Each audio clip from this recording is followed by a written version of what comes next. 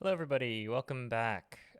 Today, I want to talk to you about a class that I think is very interesting. This is a class that I normally recommend for first-time players of PTU because it has such a low skill floor. And that class is, of course, Ace Trainer. However, I would not let that introduction deceive you.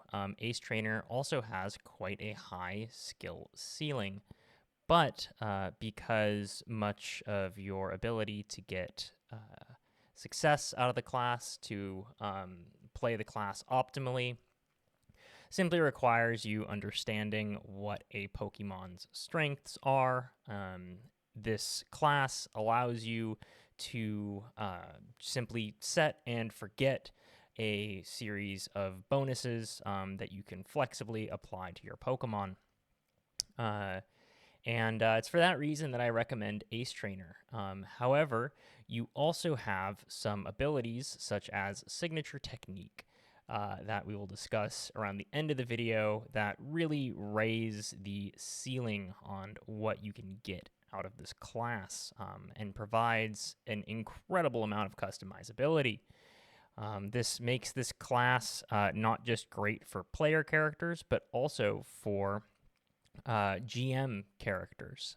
If you are needing to run an encounter against your players with trainers, Ace Trainer is probably one of the best classes that you can pick. Not only is it quite strong and it will challenge the players, but it requires very little attention on your part in order to ensure that everything in the class is running as it should. At the beginning of the game, or kind of as you're doing session prep, you can simply drag and drop this effect default combat stage onto the Pokemon that the Ace Trainer controls and improve their stats. And then during the battle, nothing is going to change or happen with this. Likewise, with Signature Technique, you can do all of the prep for Signature Technique before the game, and it enables you to give a lot of personality to antagonists who have the Ace Trainer class. This makes it fantastic for gym leaders.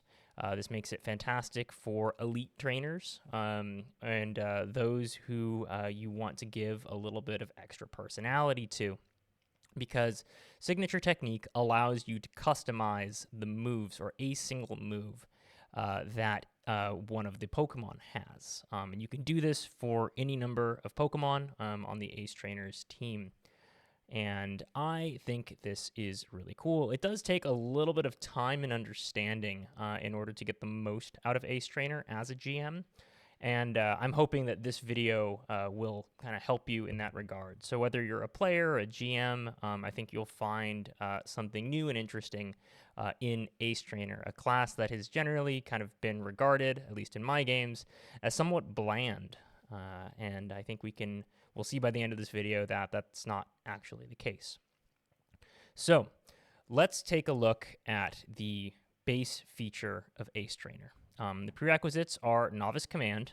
Thankfully, in PTR, we no longer need to have Command as a high-level skill in order to access some basic features of the game, such as experience training. Now, experience training is more widespread.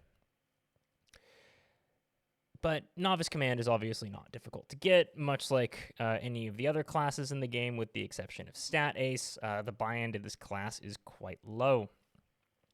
Command is also a skill that you're going to want to use for many general features as well, and Ace Trainer, of course, will encourage you to go down the path of getting those general features. Frequency. This is where we start getting into the part of Ace Trainer that provides some drawbacks. The frequency for the main abilities that are in Ace Trainer, not just Ace Trainer, but also in the feats that buff Ace Trainer, or that buff the kind of base ability of Ace Trainer, such as Top Percentage and Champ in the Making. Each of these features require you to drain 1 AP in order to receive their effect. This means that you will be starting every scene with 3 less AP than your allies. You'll be starting each day with 3 less AP than your allies, I should say. And this is if you are not playing a class that is AP hungry, if the class that likes to use your AP, like say Juggler, this should be no problem for you. But you are going to want to keep it in mind because it will come around to be a problem if you're not paying attention to it. That said, I think the benefits that you get from these features are clearly worth the 1 AP that you're going to spend at the beginning of every day on them. So let's talk about combat stages really quickly. You are going to get the greatest value out of a combat stage based on the amount of points that you've invested in that stat and what the base stat of that Pokemon is. So fundamentally, Ace Trainers want you to play your Pokemon as they are presented to you with their base stats, or if you are able to modify the base stats in some way through something like, say, rebalancing or Eviolite, Ace Trainer is going to want you to lean into that and not really to buck it. That said, you are going to be able to create very strong Pokemon if you do this, even if it does maybe limit the types of builds that you're able to make with your Pokemon. And as a result, of course, it's going to prefer Pokemon that tend to specialize in a couple skills as opposed to others, or a couple stats as opposed to others. That said, now that things like, Blended Resilience and Twisted Power are considered obsolete, and thank Arceus that they are obsolete now, that they're no longer something that is considered a part of PTU in PTR. We can use Ace Trainer in order to plug a lot of those gaps, in order to allow us to play a mixed sweeper much more effectively. Because you are going to be able to apply your default combat stage increases to your attack and special attack, respectively, if that's what you choose to do. Right. So, and you can see that the buffs to Ace Trainer, top percentage, you simply get to pick a second stat. So with Ace Trainer, you just get to pick one stat. Top percentage, you get to pick a second stat. And then with Champ in the Making, you get to pick 2 stats instead of 1. One thing that's worth noting is that Champ in the Making is going to require you to pick 4 Ace Trainer feats. And as we're looking at what we're looking at here, this is only 2. So you're going to want at least 2 other Ace Trainer feats from this class in order to get what is inarguably the best feature in this class. And I say inarguably because as much as I love Signature Technique, Champ in the Making is even better than it. So the question stands, what are the 2 that we're going to want to pick? There are 2 other features in the course, in the class, of course. Signature Technique and Elite Trainer. Oh, there's also Critical Moment. Wow. Hey. Easy to forget about that one sometimes. Okay. So, let's take a look at Elite Trainer and Critical Moment. Elite Trainer is another necessary pick from the class. Elite Trainer gives you a free training feature in addition to the one that you receive at character creation. And in addition to that, you are able to apply up to 2 different training features on each of your Pokemon. This is fantastic because this means that you not only do you get a free training feature, but you are able to apply 2 of them. This is going to synergize very well with Commander's voice. This is going to synergize very well with the Commander class. And of course, it helps that Commander has Command as their prerequisites as well, making these two classes go very well with each other. They go hand in hand. To say nothing about Commander's Tip the Scales, basically allowing you to lean into those combat stage increases that you're going to get from your class abilities. And again, same thing goes with Ace Trainer, with Elite Trainer, or same thing goes with your training features as goes with the training features that you get from Elite Trainer. You're going to have to pick these depending upon what other types of Pokemon you are, what other types of Pokemon and classes you have on your team. Critical Moment is also going to go synergize very well with the benefits that you get from Elite Trainer. Critical Moment is one of those features that I think gets slept on a little bit, and I think it's mainly because of this Scene 2 right here. At least when I've been playing Ace Trainers as a GM, I've been hesitant about when to call on this Critical Moment, when to activate it. But I think that the best time to activate it is at the start of the battle. Why is that? So, let's take a picture, right? If you have an Ace Trainer, it synergizes very well with Commander's voice. So, if you are, say, running an encounter where you have trainers that are maybe level 12, level 10, they're probably going to have a bind order or a stratagem that they can put onto their Pokemon. And you are going to want to apply that stratagem as quickly as possible. And you might have to, say, choose between whether or not you want to apply your stratagem or apply both of your orders. Critical Moment allows you to not only get your orders, but to allow you to get more of your orders or more of a benefit out of your orders on the first turn, in addition to applying your stratagem onto your Pokemon. Keep in mind, Critical Moment does not apply your orders to your Pokemon, but it functionally gives you that benefit and greater, and it allows you to set up your stratagem. So turn 1, Critical Moment, stratagem. Turn 2, orders, and then maintain orders for the rest of the fight. This is great because it has allowed you to come out of the gate strong against your trainers if you're a GM. And if you are a player, this allows you to come out of the gate strong. Keep in mind, you can only do this twice per scene, so you'll have to be very choosy about when you want to use your second Critical Moment. This can be when that trainer sends out another Pokemon, or when you send out another Pokemon as a player. But regardless of when you do it, I think that's the best time to use Critical Moment in order to set up your stratagem without and get benefits out of get the increased benefits out of your training features. Okay, so with Critical Moment and Elite Trainer out of the way, let's talk about signature technique. So let me pull up my notes here.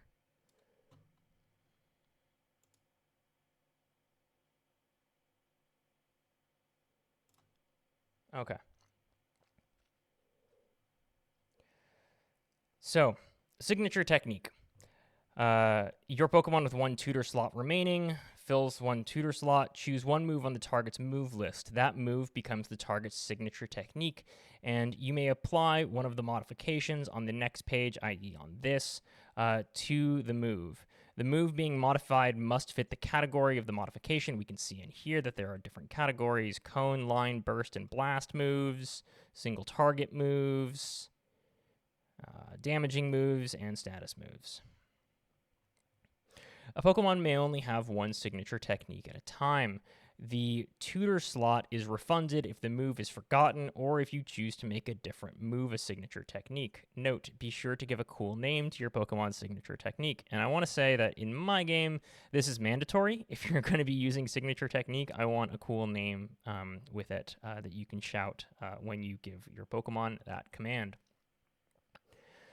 So, let's talk about these signature techniques. We're going to start with the Cone, Line, Burst, and Blast moves category. Let's take a look at Scatter Shot. Instead of the move's normal range, it has a range of 6 meters to targets. This is particularly useful, in my opinion, for moves like Earthquake. Moves where you are worried that you are going to hit your allies with. Earthquake, Magnitude, maybe even Explosion.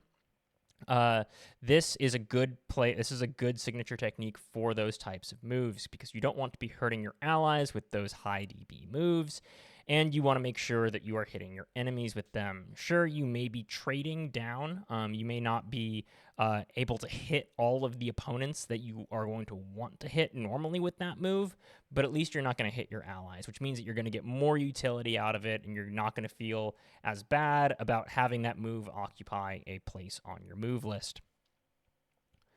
Next, I want to talk about Shock and Awe.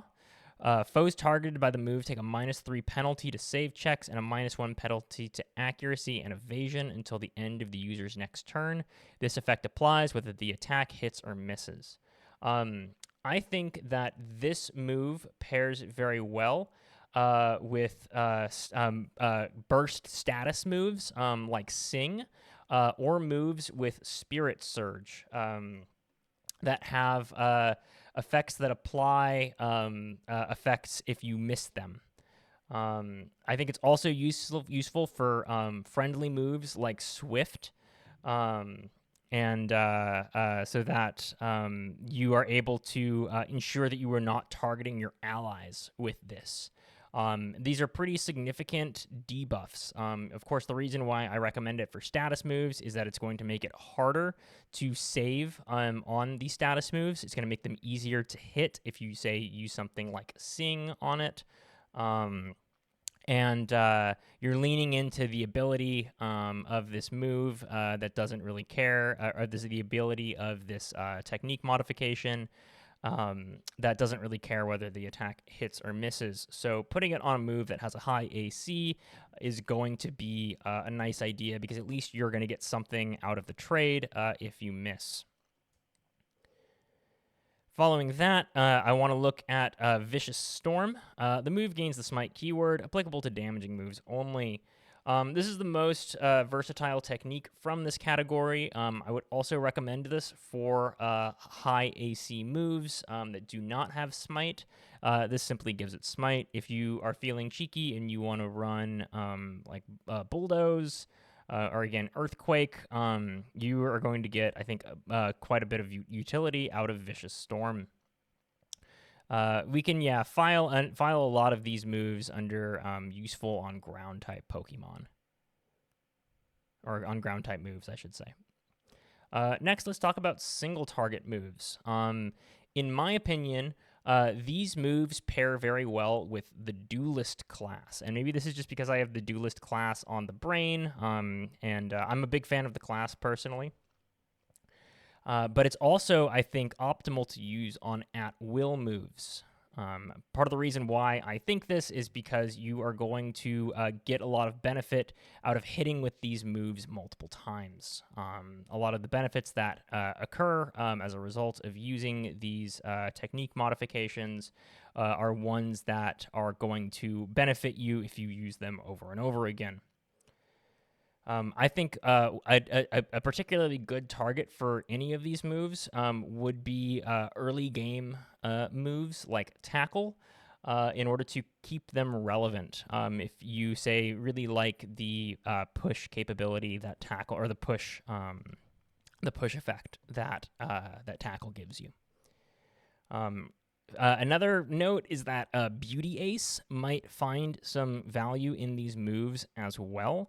Beauty Ace's Fabulous Max allows you to make a a single target move into a burst or close blast move.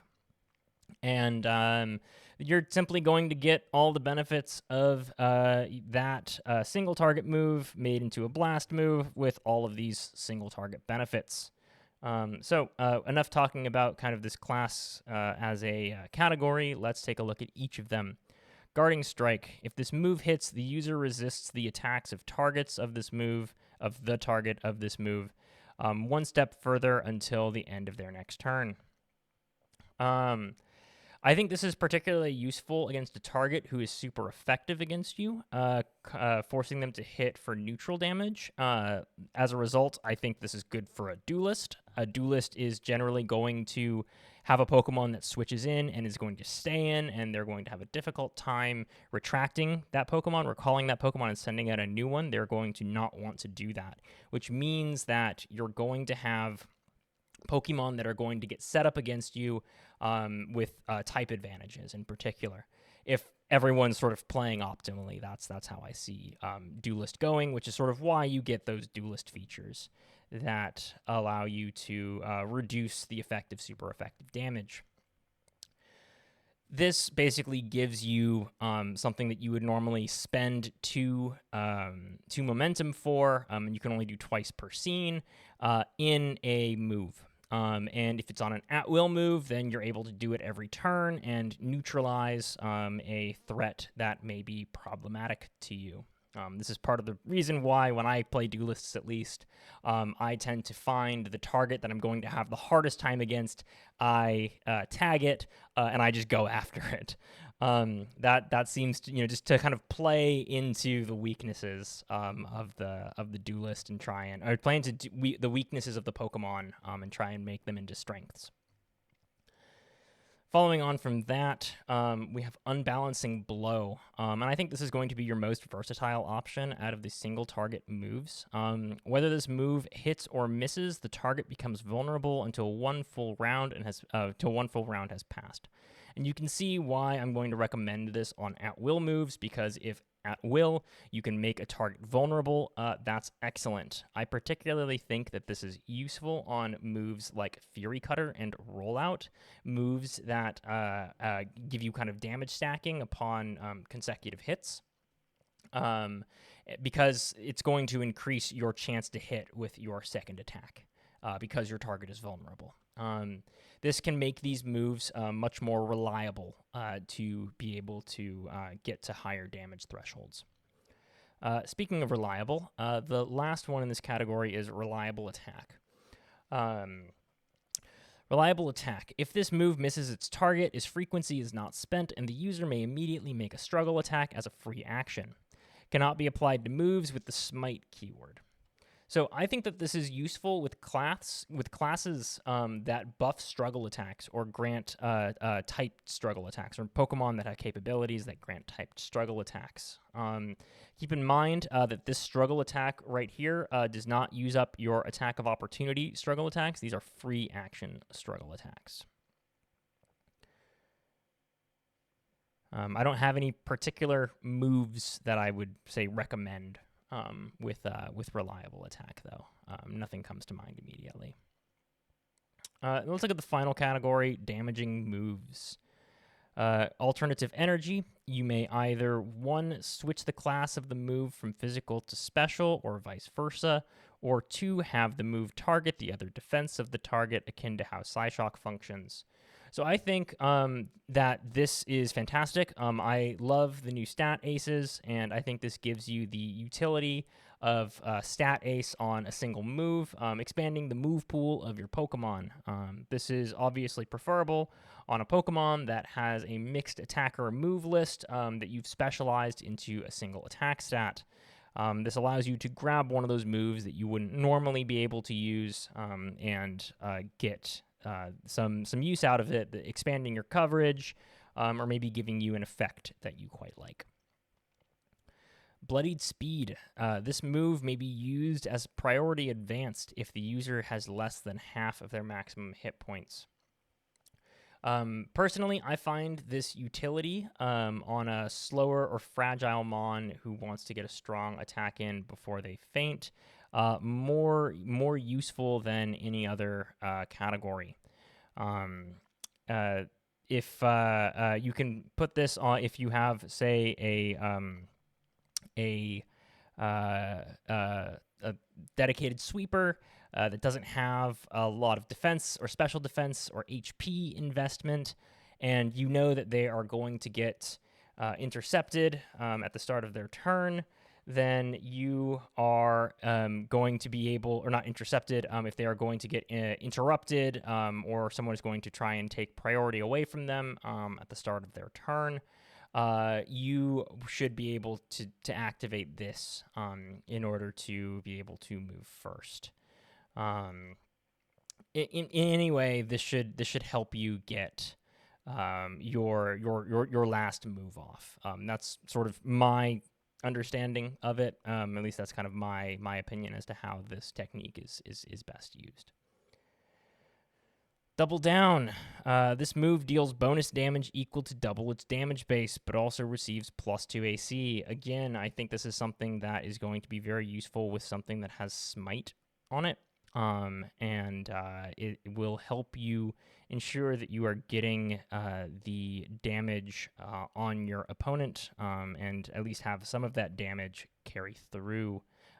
Or, say, a high AC move that already has quite a high damage, maybe something like high jump kick. If you have some way of ensuring that you are going to at least get some kind of smite damage from it, that could be useful. Next is status moves. Okay, status moves. Burst of Motivation. After this move is resolved, the user may reset one of its stats with negative combat stages to its default. I personally think that this can be useful on Pokemon with moves like Superpower, where you are forced to lower one of your combat stages that is essential to your build. As to what move I would put it on, maybe something like Focus Power, something that you're going to want to use in order to increase the strength of your Pokemon. Maybe you have something like Roost or Soft Boiled that you can use to heal yourself, and while healing yourself, also make it so that you are able to have the combat stages that you want in order to play the Pokemon well. Next is Supreme Concentration. Once per scene, you may use this move as a rapid action. This still follows the move's regular frequency. In my opinion, this has great utility with Grass Ace's Cross-Pollinate if you want to set up many status conditions in one turn. I think even without that, the ability to, say, set up status conditions like Poison Powder or Sunspore or Thunder Wave with this is excellent. But in addition to that, I think on stat boosting moves like Swords Dance, you can find utility in this. You can use this as a rapid action before you're going to make your attack, then move and then attack, and then you're already kind of coming out of the gate with probably 4 combat stages in the stat that you want to use as your attack on your first turn. You can also use this on something like Protect in order to keep your turn that's coming up. I think it's a really nice little thing that is going to keep your Pokemon fit and healthy. But keep in mind, you can only pick one of each of these signature techniques for a Pokemon. But I think this is probably the most versatile. Of the status moves category. That said, there is also double effect. The user may target an additional target with this attack. This may be applied only to one target moves.